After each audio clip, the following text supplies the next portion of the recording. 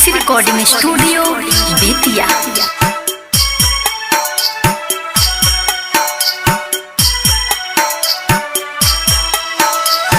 Aman Aman mix by Manju Pardesi Kushinagar. बोलो बोलो छठी मैया की बानी ना शरम जीता बाबू पगरिया दौरा घाटे पहुँचा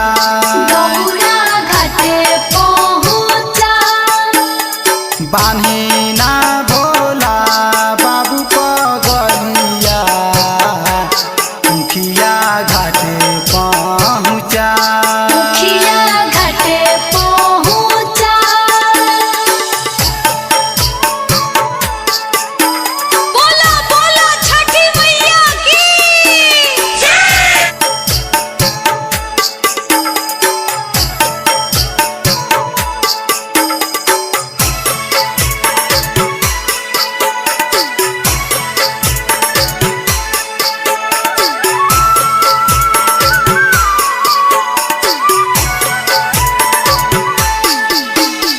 बानी ना परसन पापा पगरिया दौरा घाटे पहुँचा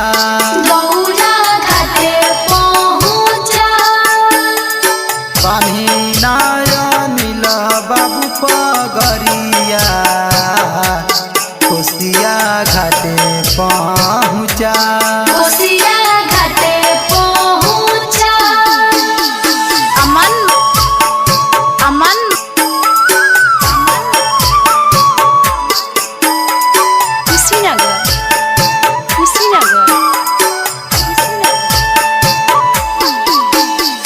बानी ना अवधेश बाबू पगरिया कोसिया घाटे पहुँचा